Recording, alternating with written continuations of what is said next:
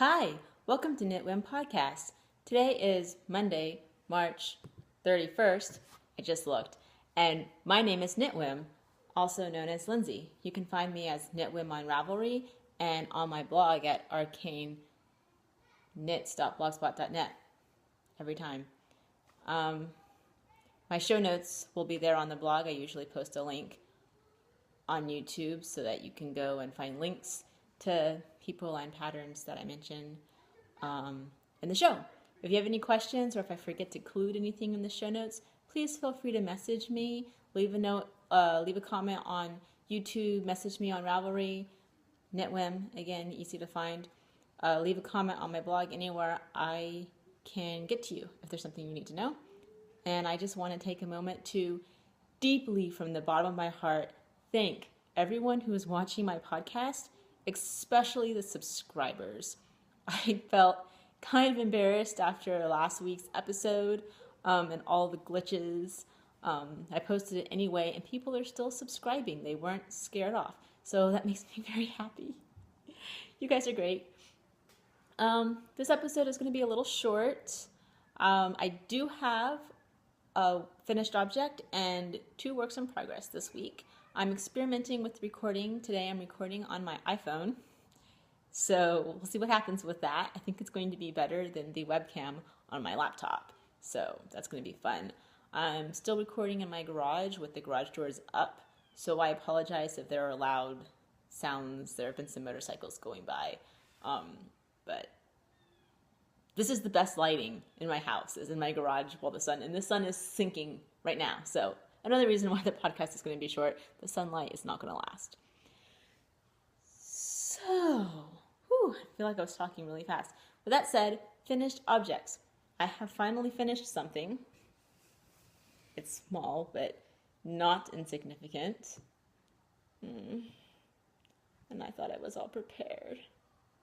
Here we go. It is the Delicate Crochet Butterfly Pattern by Anne Halliday. Emphasis on crochet.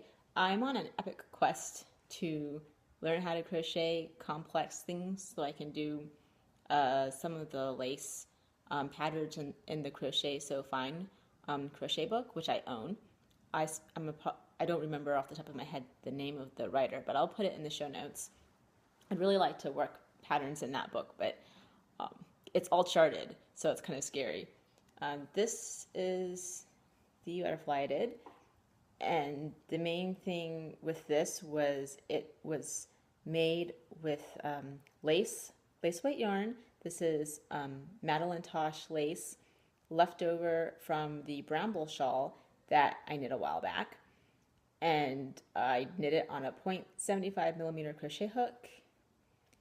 I want to say that all in all, it was very fast and easy to make. I guess if you were an advanced crocheter, it probably wouldn't take that long. I found it to be a huge pain to do. I dreaded it. It took forever, and I had to read and reread the pattern. I find crochet written patterns to be extremely confusing and difficult to follow, and I felt like,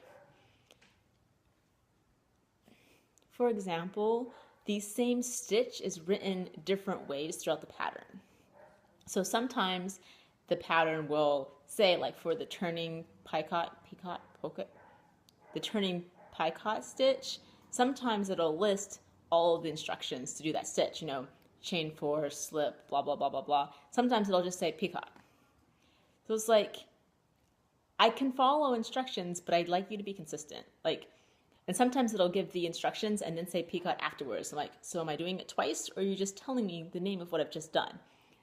I don't know if that's a quirk of all crochet patterns or if it was just this one, but as a beginner, I found it to be very frustrating. Now that I've successfully completed it, though, I think future butterflies will be extremely easy and fast to do. Take easy with a grain of salt, though. I mean, yikes.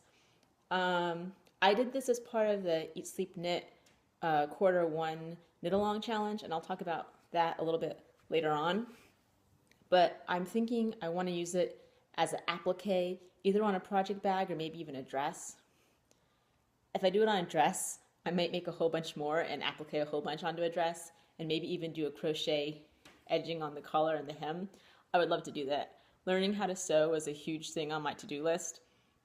I definitely want to sew some summer dresses this year if I have time and money, which those are two things that I don't really have a lot of, especially time. Time is the biggest one. If only I had more time. So that's my finished object, and then I have 2 works in progress. Oh, darn it, I'm not prepared today. Okay, so the next one is my smog shawl, and I'm not going to try to pronounce the name of the pattern. The link is on my blog, and you can also see it on my projects page on Ravelry. The designer is O Rose, and I'm knitting it with the smog colorway by Penguin Soup. And yes, I am at the very beginning of a row because I'm that classy. I can't remember exactly how far I was when I showed you last week, but I'm farther. I'm definitely farther, I know that much. The pattern is more of a recipe than a specific pattern, and it recommends doing 7 repeats of the main body before starting the bind off. And I am halfway through the 3rd repeat. So I've still got a ways to go, and I'm going to try to squeeze as much into this. I'm going to try to use as much of the yarn as possible. Even if that means, I'm pretty sure even if that means binding off in an awkward place, I'll probably do that. Because it says, it's a free pattern. It says do 7 repeats of the main pattern and then do the first 7 rows and then bind off. And I'm thinking I'm just going to keep going until I only have the yarn to bind off, and then I'm going to bind off, and who cares what row I'm on. I might change my mind. I might chicken out. That's the current. I want it to be as big as possible. I want it to use all of the yarn. Although if I have leftovers, I'm thinking amigurumi dragon out of this yarn would be kind of badass. So, bad core. Sorry. So that's that pattern. I've also got a whip it's technically a new project. I originally cast this on in December of last year, and I frogged it after getting more than halfway through with it. It is the Seedling Dreams hat by Amy Beth, and I don't usually print these out, but I knit this primarily at work when I was working on the night shift, so that is what it looks like. And it was a present. Yay, thanks! I feel bad I haven't finished it. I made a classic mistake, which is where I looked at the pattern, saw that it came in 2 sizes, a small and medium, said, I'm a small person, cast on the small size without really looking at the part in the instructions where it says that the small size is for an 18-inch centimeter head. 18-inch centimeter. Don't listen to me when I speak. It's for a head with an 18-inch circumference. Mine is like 21, 23, something higher than that. So I got more than halfway done with it before realizing it would never fit on my head. Not because there's anything wrong with the pattern, because I didn't read what the sizes were. I just started with the smallest one and went. So I frogged it, and I haven't cast back on until now because I made very poor yarn choices for this project. I do not much care for alpaca, and I am knitting this with 2 Cascade yarns.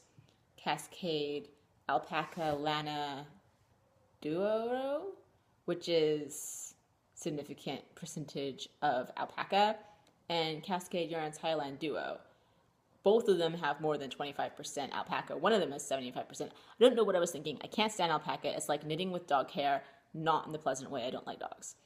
So it's taking me a really long time to do for that reason. Since it's a hat, I know it will be fine once it's done, and I will wear it on my head because I will not be able to feel the alpaca through all this hair. Oh no, I won't. But until then, it's a slog. It's worsted weight, and I'm also doing them on size 4 needles, so yikes, it hurts. But here it is.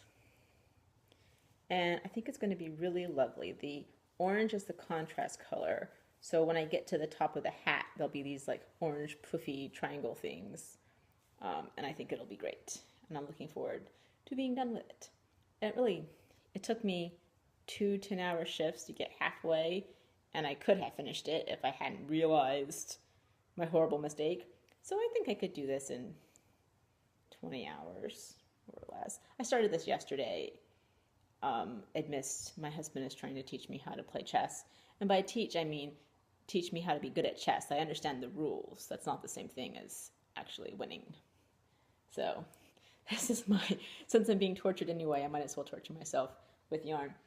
And that is all I have for knitting works in progress and finished objects. I do have a spinning work in progress. Last week I showed you some of the yarn I've been spinning on my spindles, and now I can't remember whether they were on the spindle or off the spindle. Anyway, I plied all of that, and as a result I had to take, and I applied that stuff on the wheel, so I had to take what I was spinning on the wheel off. So this is what I've got.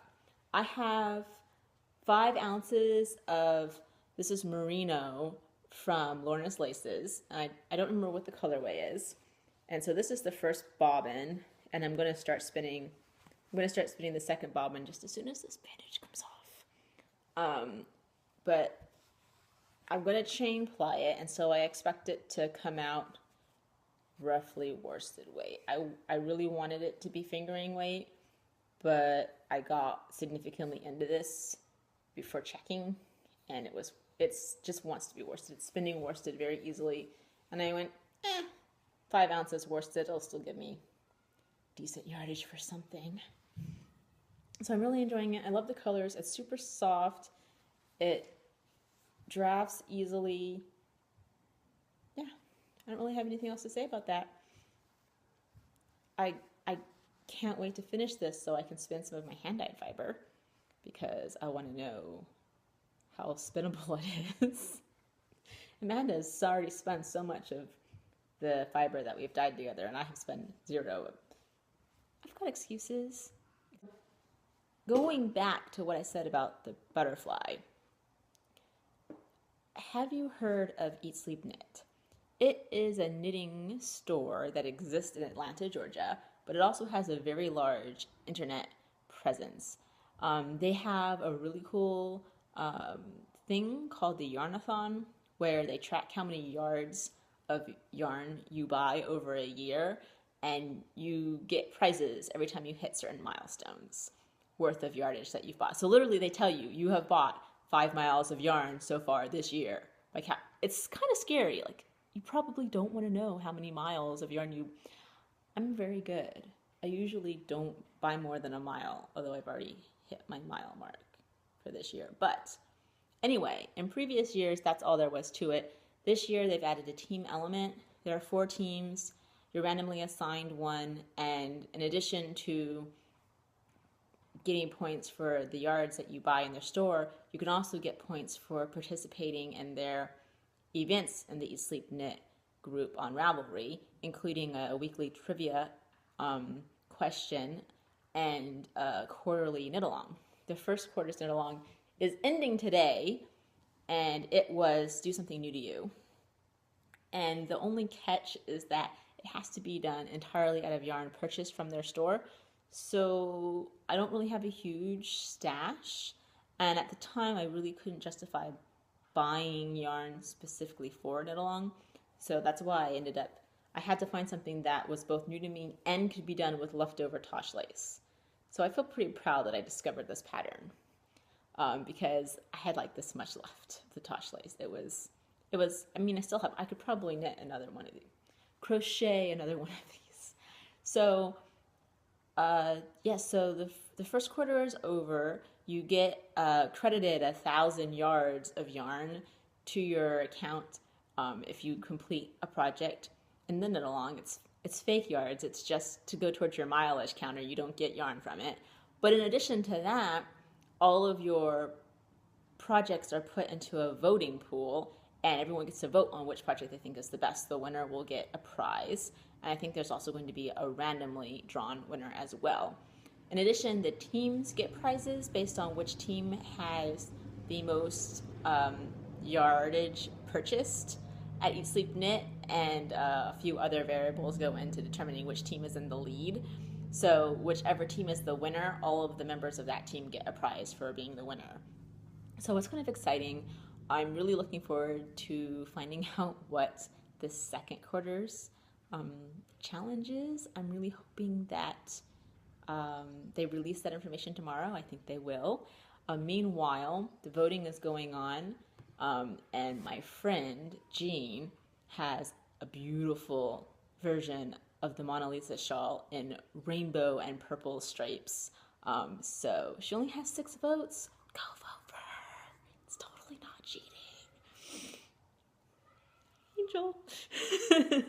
I'm really excited. Stitches South is coming up pretty fast. It's in Atlanta, and a bunch of my friends are going. Are you? Is anyone going? I haven't been to a fiber event in a very long time. I'm from Maryland. I usually go to Maryland Sheep and Wool. Now I'm in Georgia. Not only is it kind of a long drive, but I had this tragic idea to get married on May 5th.